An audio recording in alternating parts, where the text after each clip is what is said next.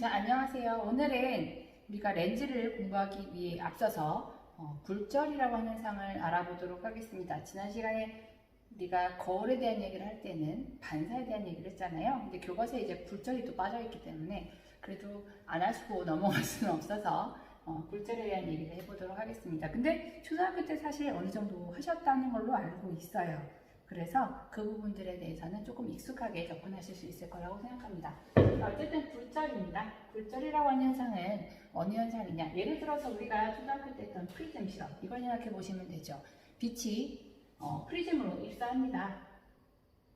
자, 그러면 얘는요, 이제 경로가 좀 달라져요. 이전까지는 이제 매질, 이 빛도 사실은 파동이거든요. 빛의 파동으로서의 이제 빛을 우리가 전자기파라고 불러요. 전자기파, 어렵게 생각하지 마시고요. 빛이 파동의 성질을 갖는데 그때의 이름이라고 생각하시면 돼요. 그 빛이 혹시 좀 옛날부터 이렇게 과학에 관심이 있었던 학생들은 빛이 이제 파동이냐 입자냐 뭐 그런 굉장히 오래된 그 얘기들을 한번 들어보신 적이 있을 거예요. 그것도 보통 빛을 입자라고 할 때는 우리가 광자 이렇게 얘기를 하고요. 빛이 파동이다 이렇게 전자기파 표현하거든요. 그냥 빛이에요. 자, 빛이 어쨌든 지금 통과하고 있는 그런 곳이 지금 여기 현재는 공기란 말이에요. 자, 공기인데 공기에서 지금 어디로 들어가고 있어요? 유리로 들어가기 때문에요. 이 빛은 일반적인 형태는 직진을 하겠으나 직진할 수가 없게 됩니다. 근데 이제 이것이 유리가 아니라 무슨 금속이다 그랬을 경우에는 그냥 이제 반사가 일어났겠죠. 근데 유리라기 때문에 일단 빛이 통과할 수는 있는 상태예요. 자, 그러면 어떻게 돼요? 얘는 우리가 알고 있다시피 이런 식으로 휘게 되죠. 이게 우리가 알고 있는 굴절이죠. 굴절은 무엇입니까? 빛이 어떤 무언가를 지금 어떤 서로 다른 매질을 통과할 때 그때 빛이 휘는 그 빛의 경로가 직진하지 않고 꺾이는 그런 현상을 우리가 굴절이라고 부르는 거죠. 그죠? 자, 굴절이 일어나는 그 이유는 왜일까? 이걸 생각을 해보실까요? 이거는 결과적으로는 지금 빛이 지나가고 있는 어떤 그 매질이라고 하는 게 달라졌기 때문인데요. 그 매질이 달라지는 게 왜 그렇게 빛의 경로에 중요하냐? 그거는 생각해 보실 필요가 있어요. 자, 생각을 해봅시다. 사실 빛이 이건 속도랑 관련이 있는데요. 빛의 속도. 우리가 보통 이제 1초에 30만 킬로미터라고 하는 게 이제 빛의 속도죠. 자, 속도가 가장 빠른 그 1초에 30만 킬로미터라고 하는 그 수치를 어디서 측정한 거냐라고 한다면 우리가 보통 진공, 아무것도 없는 그 상태에서 측정한 빛의 속도가 그 1초에 30만 킬로미터라고 하는 그 수치입니다. 진공에서 제일 빨라요. 왜냐하면 방해하는 누군가가 없기 때문이죠. 그대로 내가 가고 싶은 대로 달리면 되는 거예요. 자, 그런데 진공이 아닌 일반 공기 중으로 들어가면 어떻게 해야 될까요? 속도가 좀 느려질 수밖에 없어요. 왜냐하면 빛은 전자기파예요, 기본적으로. 그러니까 지나가면서 전기장, 자기장 막 만들면서 오고 있는데 여기 주변에 분자들이 막 우리 공기들 그 안에 질소 분자 있죠, 산소 분자 있죠, 여러 가지 많이 있죠. 분자, 원자 이런 애들이 존재를 하고 있단 말이에요. 그러면 그 원자와 분자를 지나가고 있는 그 전자들도 나름대로 또 전기장과 자기장을 마구 만들 수 있기 때문에 지나가면서 얘들은 계속 상호작용하게 되고 느려질 수밖에 없다는 거죠. 쉽게 얘기하면 아까 야구선수가 막 뛰고 있어요. 전속력으로 뛰고 있을 때가 진공이라면 야구선수가 홈런 딱 치고서 막 이거 뭐예요? 하이파이브 하면서 가는 그 상태가 이제 공기 중을 지나고 있는 상태라고 생각하시면 돼요. 그러니까 속도는 느려질 수밖에 없는 거죠. 하이파이브를 하면서 달리는 건 느리죠. 그렇죠? 그리고 공기 중에서는 느려요. 그렇게 생각한다면 입자가 더 조밀한 어떤 물이라고 하는 상태에서는 더 느릴 수밖에 없을 거고요. 유리라고 하는 속도가 굉장히 느려지겠네요. 그렇죠? 그러니까 이런 무슨 빛이 매질에 따라서 속력이 달라지기 때문이에요. 그렇죠? 그래서 지금 이 매질과 이 매질의 속력이 다르기 때문에 당연히 우리는 빛은 직진하지 못하고 꺾이는 거나 마찬가지라는 겁니다. 그죠? 이유를 아시겠죠? 자, 그럼 굴절 방향은 그럼 구체적으로 어떻게 되느냐? 이거는 지금 여러분들이 조금 더 비율을 통해 이해하시는 게 좋을 것 같아서 비율을 한번 그려보도록 하겠습니다. 많이 사용하는 비유가 있어요. 그게 뭐냐면 이제 고속도로 비유죠. 한번 좀 생각을 좀 해볼게요. 자, 고속도로입니다. 고속도로를 달리는 자동차가 있어요. 그리고 고속도로 양쪽에는요, 아직 개발이 안 돼서 그런지 모르겠는데 진흙이라고 하는 곳이 있어요. 그죠? 자동차가 달리고 있습니다. 자, 기본적으로 자동차에게 있어서 고속도로라고 하는 매질은 어때요?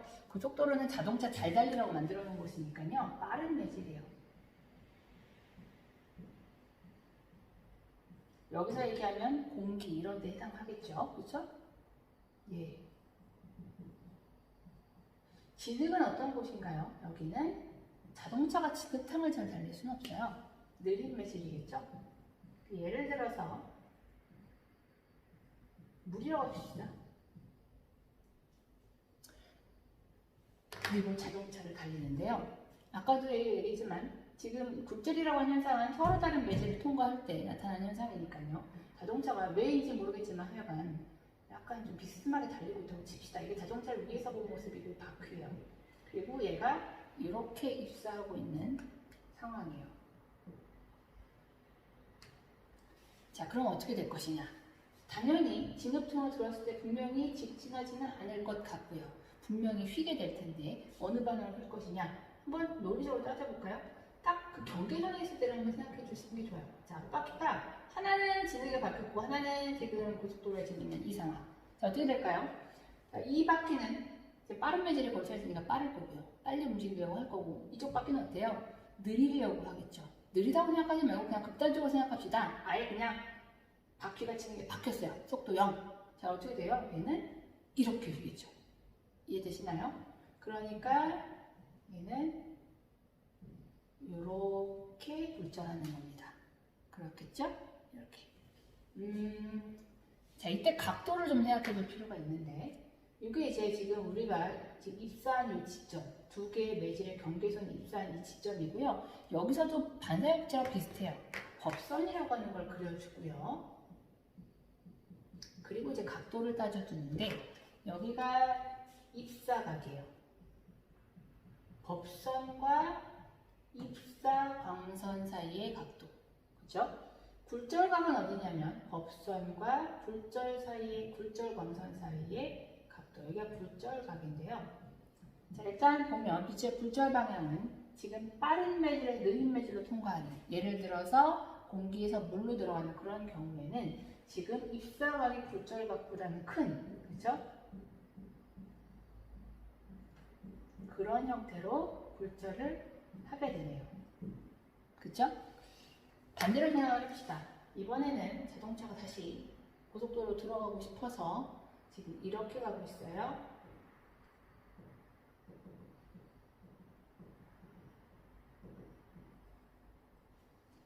자, 그럼 어떻게 돼요? 여기는 이제 어떻게 될까요? 직진하지는 분명히 않을 것이고, 그러면 이제 얘도 마찬가지로 똑같이 생각해줘야 되는 거죠. 한쪽 바퀴는 고속도로에, 한쪽 바퀴는 진흙에 이렇게 바뀌었습니다. 이번에 여기가 지금 속도가 0이네요. 여기를 기준으로 여기는 이제 빨리 돌아가려니까 어떻게 될까요? 이렇게 가겠죠? 그렇죠? 얘는 이렇게 움직이게 되는 거고요. 자, 이럴 경우에 우리가 각도를 좀 생각해 준다면 여기가 이제 우리에게는 법선일 것이고, 그렇죠? 그리고 지금 입사하는 빛은 요거니까 입사광선에 대해서 법선 사이, 요게 입사각이고요. 굴절각은 어디요? 굴절 법선에 대해서 여기가 이제 굴절각이 되는 거죠. 자, 그래서 지금 보시면 느린 매질에서 빠른 매질로 갈 때는 굴절각이 큽니다. 그렇죠? 입사각보다 굴절각이 크게 되고요.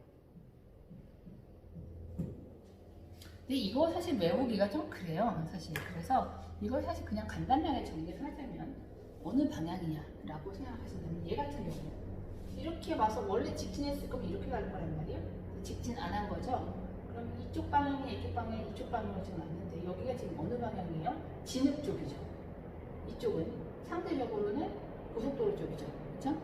진흙 쪽으로 휜 거예요. 얘는 어때요? 얘는 이렇게 가다가 상식적으로 원래 직진해서 이렇게 갔을 건데 지금 이쪽으로 갈 거냐 이쪽으로 갈 거냐 중에 이쪽으로 갔거든요. 이쪽은 어느 쪽이에요? 상대적으로 직진 방향에 대해서 진흙 쪽, 여기는 고속도로 쪽이거든요. 이쪽 진흙 쪽으로. 그래서 굴절 방향 어느 쪽이냐? 진흙 쪽. 그러니까 느린 매질 쪽으로 굴절을 하게 되어 있습니다.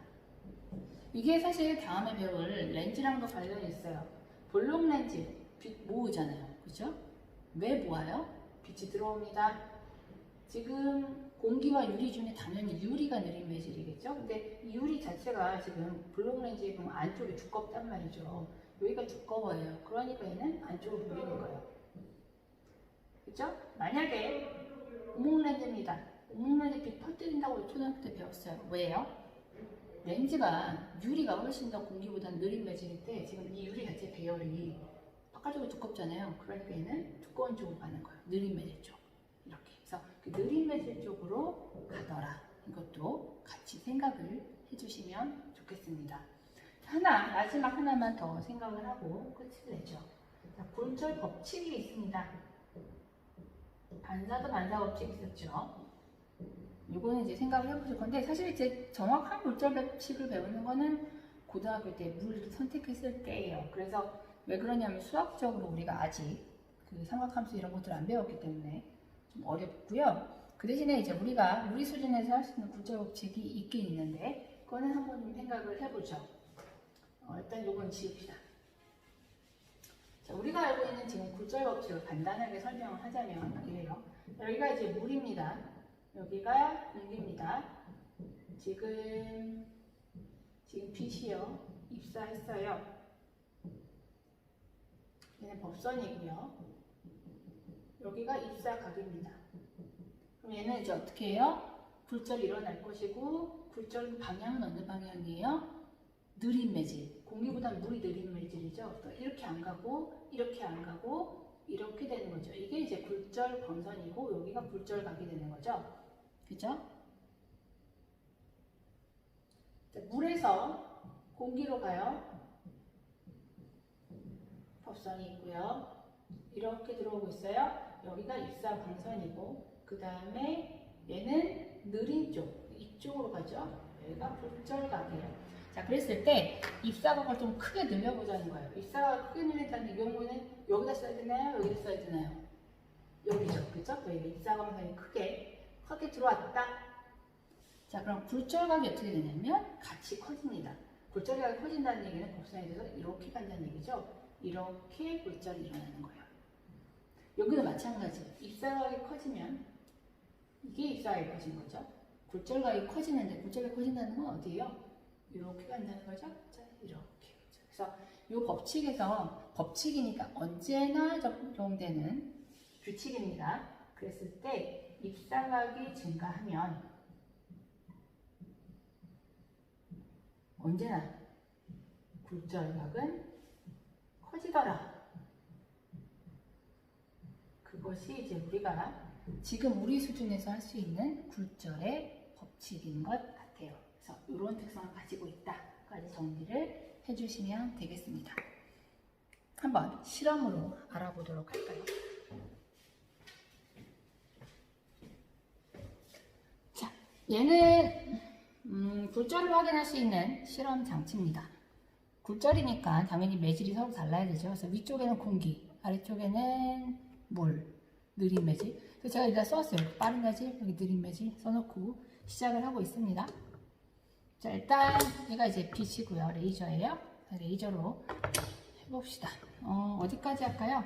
입사각을 예를 들어 이만큼. 그러니까 여기서 한번 입사를 시켜보도록 하죠. 지금 현재 입사각은 얼마냐면 입사각 어디예요? 여기죠? 그림이 어렵네요. 여기 입사각이죠? 그러니까 여기가 90 써있고 여기 60 써있으니까 30도가 입사각이고요. 굴절각 어디예요? 법선에 대해서 요게 굴절각이에요. 굴절각이 얼마냐면 여기는 90이고 여기 75인 걸 보니까 한 25 정도가 이제 굴절각이네요. 이렇게. 그래서 지금 보시면 지금 빠른 매질에서 느린 매질로 들어갈 때 어디예요? 입사각이 굴절각보다는 큰 그런 상황이죠. 굴절의 법칙 성립하나요? 네, 성립해요. 입사각을 크게 하면. 이게 입사각을 크게 하는 거죠. 이렇게 갔습니다. 입사각이 요만큼이요. 굴절각은 어디예요? 이렇게. 지금 입사각이 지금 몇 도냐면 현재 45도입니다. 여기서부터 여기까지. 굴절각 어떻게 돼요? 여기서부터니까. 굴절각이 아까는 25도였거든요. 지금은 35도 증가하고 있네요. 그래서 굴절각, 입사각이 크면 굴절이 크다 라고 하는 굴절의 법칙 성립하고 있어요. 이번엔 거꾸로 생각을 해봅시다. 밑에서 느린 매질, 물 쪽에서 공기 쪽으로 갑니다. 1차적으로 이렇게 가고 있는데, 자, 이 경우는요, 여기가 지금 입사각, 그죠? 입사각이 얼마냐면, 지금 여기 90, 여기 70이라고 써 있는 거 보니까 20 정도 되네요. 그 다음에 여기가 이제 우리에게는 그림을 못 그리겠네. 이게 이제 우리의 그 굴절각이죠. 굴절각이 얼마냐면 30이네요. 지금 여기는 20, 여기는 30. 굴절각이 더 큰 방향으로 지금 휘고 있네요. 굴절의 법칙 성립하느냐? 네, 성립하죠. 그래서 굴절각을 조금 늘려봅니다. 지금 굴절각을, 입사각을 35도 정도 해놨고요. 그러니까 굴절각이 어떻게 돼요? 여기서부터 여기까지 커지죠? 상당히 커지네요. 90에서 40이니까 50도만큼 커지는. 그래서 여기서도 굴절의 법칙이 잘 성립하고 있다는 것을 알 수가 있어요. 그래서 확인이 충분히 가능한 부분이고요. 하나, 여러분들한테 숙제를 한번 내드리겠습니다. 반드시 해야 되는 숙제는 아니고 자율숙제예요. 여러분들이 관심 있으면 한번 간단하게 한 쪽짜리 보고서를 써서 저한테 주시면 여러분 친구들하고 같이 한번 공유를 해볼 텐데, 옛날에 1학기 때 제가 이제 반짝반짝 별자리 컵 할 때 광섬유를 드렸단 말이에요. 그 광섬유랑 관련되어 있는 건데요. 이 경우는 지금 느린 매질에서 빠른 매질로 올라가고 있는, 입사되고 있는 상황입니다. 입사각을 더 늘려볼게요.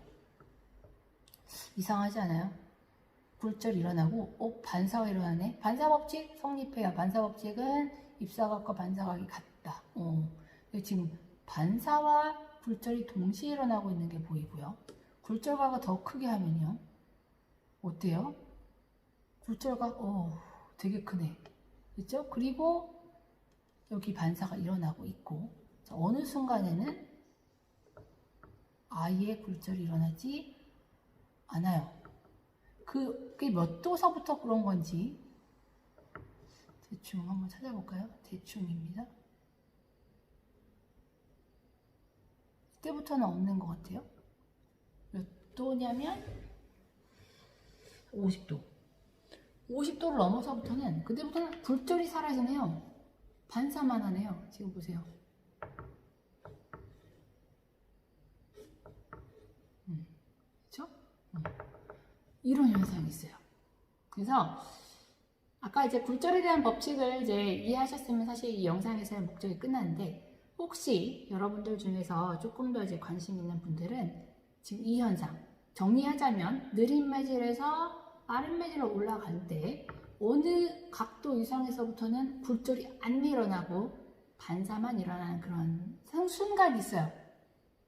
교과서는 없죠. 한번 조사하셔서 A4용지 한쪽 정도로 정리를 해서 저한테 등교할 때 주시면 같이 공유해 보도록 하겠습니다. 이게 무슨 현상일까요? 이게 광섬유랑은 어떤 관련이 있을까요? 그거 한번 생각을 해보시면 좋을 것 같아요. 자, 그래서 오늘은 이렇게 굴절에 대한 얘기를 했습니다. 교과서는 없지만, 그렇지만 여러분들이 그래도 렌즈를 하는 입장에서 그래도 이 정도는 다루어야 된다 생각을 해서 정리를 해드리니까 교과서에 이런 내용들 정리를 해놓으시고 한번 시간 나실 때 한번 들여다보시기 바랍니다. 수고하셨습니다.